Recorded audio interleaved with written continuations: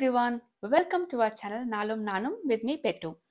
இன்னைக்கு நம்ம பார்க்க போற ரெசிபி சன்னா மசாலா அண்ட் பூரிங்க.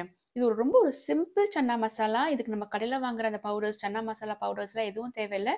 நான் பண்ற ஒரு simple version of chana masala. ரொம்ப குயிக்கா செஞ்சிடலாம். ஸோ வாங்க இந்த ரெசிபி எப்படி செய்யறதுன்னு வீடியோக்குள்ள போய் பார்க்கலாம். அண்ட் ப்ளீஸ் என்னோட வாய்ஸ் கொஞ்சம் எக்ஸ்கியூஸ் பண்ணிக்கோங்க. எனக்கு ஒரு 1 வீக்காக செம்ம cold and cough. So voice கொஞ்சம் கரகரன்னு தான் இருக்குது. ஸோ ப்ளீஸ் எக்ஸ்கியூஸ் பண்ணுங்கள்.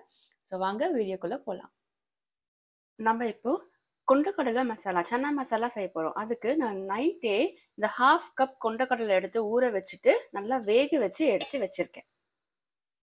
அண்ட் ஒரு கடாயில் 3 டேபிள் ஸ்பூன் கடலை எண்ணெய் நான் யூஸ் பண்ணியிருக்கேன். உங்களுக்கு எந்த எண்ணெய்னாலும் நீங்கள் யூஸ் பண்ணிக்கோங்க. ஸோ எண்ணெய் காஞ்சதுக்கு அப்புறமா நான் தாளிக்கு போகிறது ஒரே ஒரு பட்டை, ஒரு கிராம்பு, ஒரு ஏலக்காய், ஒரு பே லீஃப் அண்ட் கொஞ்சம் ஒரு 1/4 டீஸ்பூன் சோம்பு. இதெல்லாம் நம்ம இப்போ ஆயிலில் போட்டுடலாம்.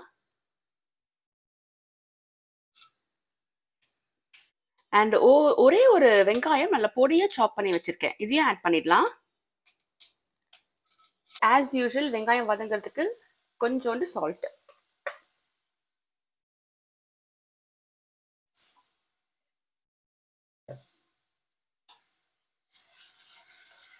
ஸோ இது நான் பண்ணுற ரொம்ப சிம்பிள் சன்னா மசாலாங்க. நான் பூரிக்கு என்னைக்குமே கொஞ்சம் ப்ரோட்டீன் இருக்கிற மாதிரி சைட் டிஷ் தான் நான் சூஸ் பண்ணுவேன். அஃப்கோர்ஸ் நம்ம பூரிக்கு எல்லாருக்கும் தெரியும் உருளைக்கிழங்கு மசாலா தான் செம்ம காம்பினேஷன். அது கண்டிப்பாக நம்ம ஒன்ஸ் இன் வயல் சாப்பிடலாம், தப்பே கிடையாது. ஆனால் பூரியும் கார்போஹைட்ரேட்டாக இருக்கும் அண்ட் உருளைக்கிழங்கு மசாலாவும் கார்ப்ஸாக இருக்குமேங்கிறதுனால கொஞ்சம் பேலன்ஸ் பண்ணுவோமேன்னு சொல்லிட்டு ப்ரோட்டீன் ரிச்சாக இருக்கிற சைட் டிஷ்ஷை நான் சூஸ் பண்ணேன். அதனால தான் நான் இன்னைக்கு சன்னா மசாலா செய்கிறேன். ஸோ வெங்காயம் நல்லா ப்ரௌனாக வதங்கிடுச்சு. இப்போ ஒரு டீஸ்பூன் நம்ம இஞ்சி பூண்டு பேஸ்ட் ஆட் பண்ணிடலாம்.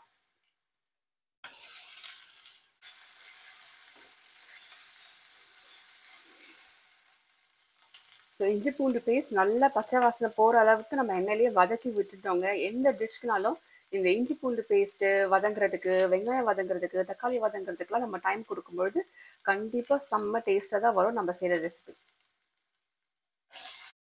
ஸோ இஞ்சி பூண்டு பேஸ்ட்டு நல்லா வதங்கிடுச்சு. ஒரு 1/4 டீஸ்பூன் மஞ்சத்தூள் ஆட் பண்ணிடலாம். 1 டீஸ்பூன் பிளெயின் சில்லி பவுடர். நான் கொஞ்சம் காரம் கம்மியாக தாங்க செய்கிறேன். உங்களுக்கு கொஞ்சம் காரமாக வேணும்னாக்கா நீங்கள் இன்னும் கூட ஒரு 1.5 டீஸ்பூன் சில்லி பவுடர் ஆட் பண்ணிக்கலாம். ஒரு 1.5 டீஸ்பூன் பிளெயின் தனியா பவுடர்.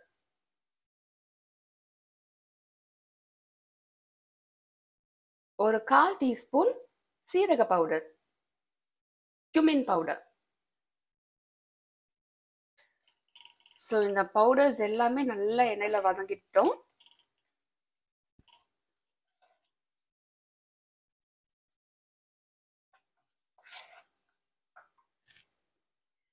நான் ஒரு 1/2 கப்க்கு தக்காளி அரைச்சி வச்சிருக்கேன். இப்போ அதையும் ஆட் பண்ணிடலாம்.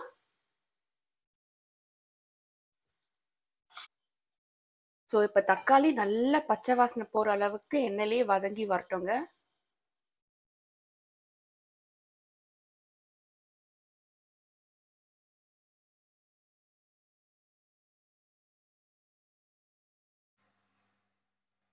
அண்ட் இப்போ நம்ம வேக வச்ச சன்னாவையும் ஆட் பண்ணிடலாம்.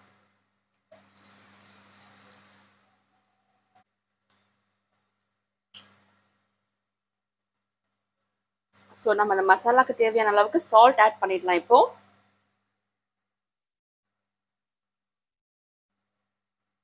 நான் ரொம்ப கம்மியாக தாங்க ஆட் பண்ணியிருக்கேன். பிகாஸ் ஆல்ரெடி நம்ம வெங்காயம் வதங்கும் போது ஆட் பண்ணியிருக்கோம். அண்ட் நான் கொண்டக்கடலை வேக வைக்கும்பொழுது கொஞ்சம் சால்ட் போட்டிருக்கேன். ஸோ நீங்கள் பார்த்து சால்ட் ஆட் பண்ணிக்கோங்க.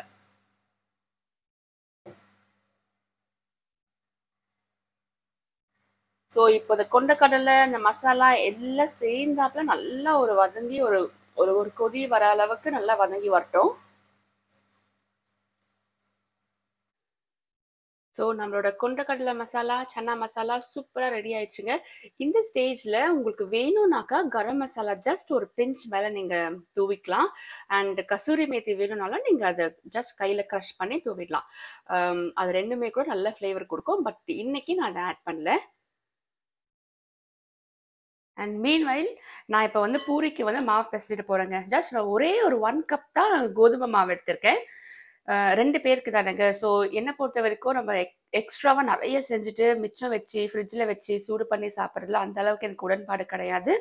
ஸோ ஓரளவுக்கு நமக்கு தெரியும், நமக்கு சமைக்க சமைக்க நமக்கு எந்த அளவுக்கு கரெக்டாக இருக்கும் தெரியும். அந்த அளவுக்கு நம்ம கரெக்டாக செஞ்சுட்டு ஃபினிஷ் பண்ணிட்டோம் அப்படின்னாக்கா அது பெட்டராக இருக்கும்.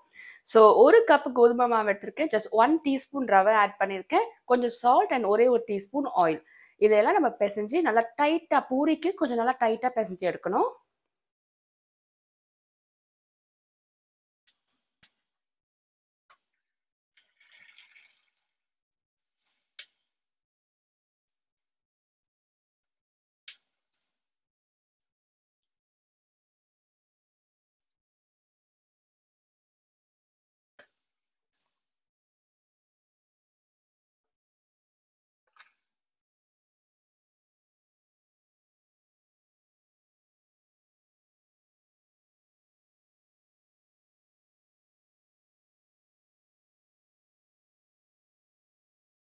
நம்மளோட சூப்பரான சன்னா மசாலா அண்ட் பூரி ரெடி ஆயிடுச்சுங்க.